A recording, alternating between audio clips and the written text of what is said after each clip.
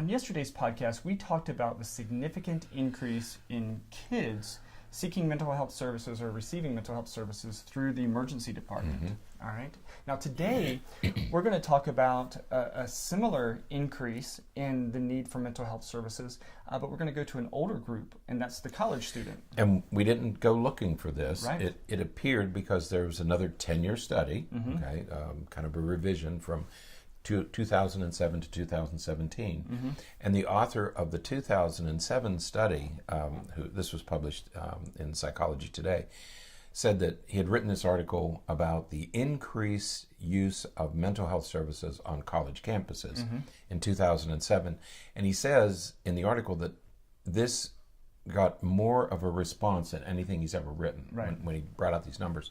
So he thought, well, let's see what it looks like 10 years later. So that's what this is about. Right. So he looked at data from 2017, compared it to data from 2007. Right. And one of the things that he pointed out, and we talked about some statistics yesterday, but one of the things he pointed out was the significant increase, again, and he found that he asked students, or they surveyed students to find out how many had received mental health services in the past year. And it rose from, in 2007, 19% of students said that they had received mental health services. In 2017, 34% reported that essentially doubled. Almost doubled. Okay, so it's doubling in 10 years. Right. So we talked about a 48% increase on yesterday's podcast when it relates to kids receiving mental health services in the emergency department or going to the emergency department for mental health issues. Here we have almost a doubling of seeking mental health treatment by college students. Right, and he went back and looked at data even before, he went back into the 1980s. Okay? And in the 1980s, it was 1 in 10 students sought help. Today, it's 1 in 3. Right. So these are really significant increases. I mean, these are important increases that need to be looked at. Right. Now he kind of points out some different possibilities as it relates to why this is happening. Right. All right. And certainly there are major changes in how we're thinking about mental health in general. People today tend to be much more open and willing to discuss mental health concerns and issues, and so that's going to certainly increase access to or people seeking mental health treatment. Right. But there were some other things that he said too. Right. It's interesting because there is a debate among psychologists, among people who track these kinds of numbers, epidemiologists or whatever you want to call them, as to why this is happening. And one of the differences is, of course, is that people are more willing to talk about it today than they were a few years ago. I think that difference would be from the 1980s to today. I'm not sure there's a big difference between 2007, in the last 10 years. Sure. But so there has been a change in attitude. But they also mention, and this is where the debate comes in, there's also been an increase in what they call fragility. Kids they appear to be a little more fragile. Less resilient. I don't know what other word to use because I don't want to make it sound like they're a bunch of crybabies. We're not saying that. Right. But kids today tend to be a little more fragile and to be functioning under more distress. They are feeling more distress than they did maybe 10 years ago, certainly 20 years ago. Right. There's more distress and they're a little bit more fragile. Okay. So you have a more open approach, do I have this disorder? Maybe I am struggling with ADHD or anxiety or depression. So they're less reluctant to mention it. And on the other hand, are they more fragile and are they under more distress? So it could be either or both. And I really didn't think about it until you started talking about it that way. Is it because, the question that I would like to find out now is that fragility, if we're referring to it that way, is that fragility because they're less resilient, because they're because they maybe have less grit, less stamina, resilience, something? Or is it that because we have become more cognizant and more open to the idea of mental health concerns, that more students are recognizing it. And so they're noticing, hey, you know what, this doesn't feel right to me. Let me talk to somebody about it. Whereas maybe in the past, the idea was, you just got to get over it. Right. And so even if a person was really struggling on the inside, they just fought to get over it and didn't say anything. Right. I think of two things. One is decades ago, you were embarrassed to say your parents were divorced. Right. Okay, because there was a stigma attached to it.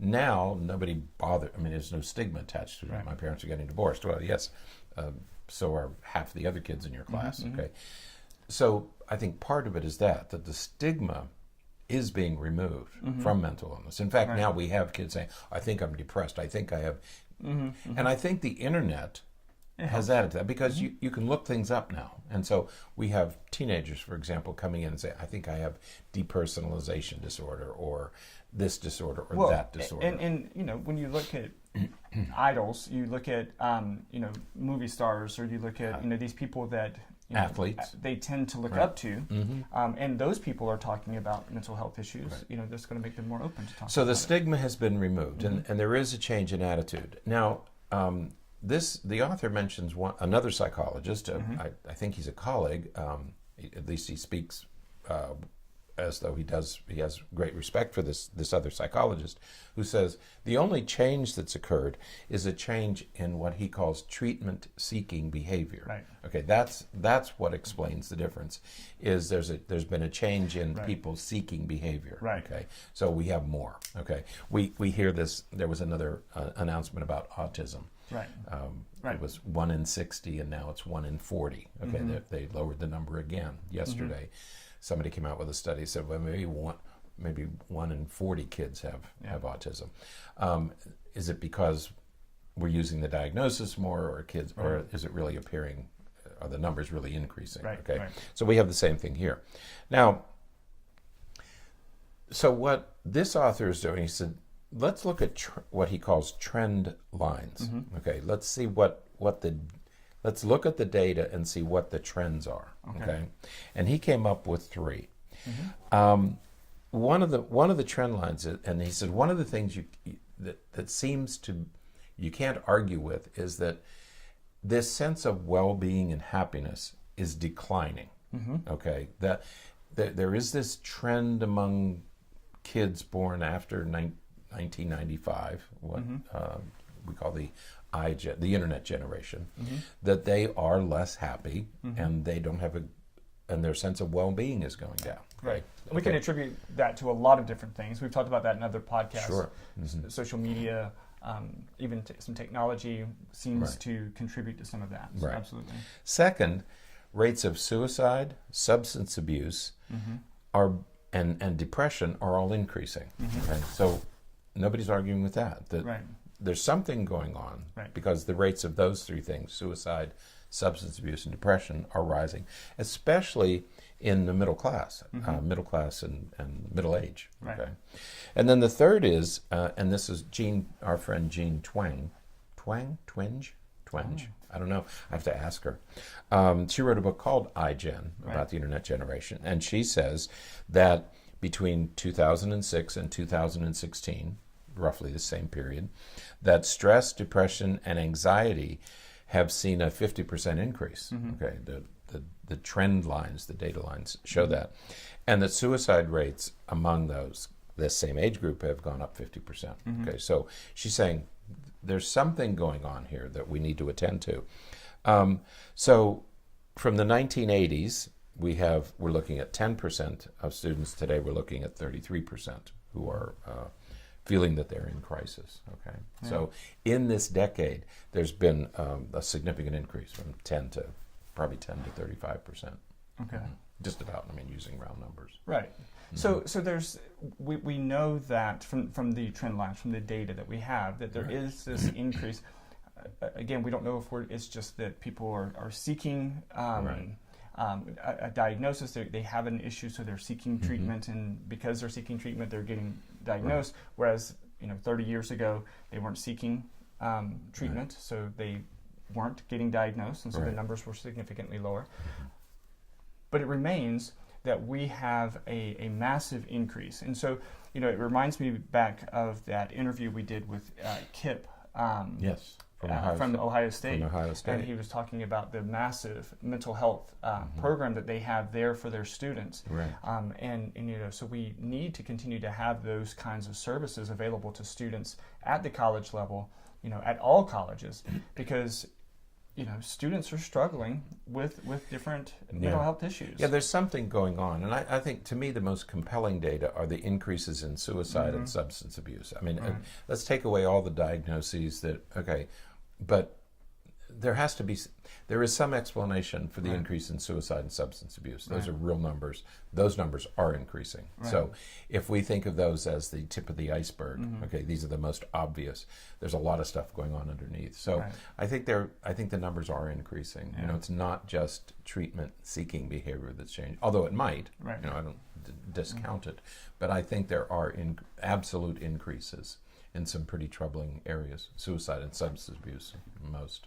Absolutely. So we need to offer more services to college students, to kids. Right. Yeah, we saw that yesterday. And then college students that we talked about today. Right. On college campuses, we need more services on the campus that kids can go to and access and get the help that they need. With younger children, we need community-based services that they can access and prevent some of these problems and deal with them before they get to crisis or before they get to the emergency room. Absolutely. All right, that is it for today. Until next time, stay happy, stay healthy, and forget to be afraid.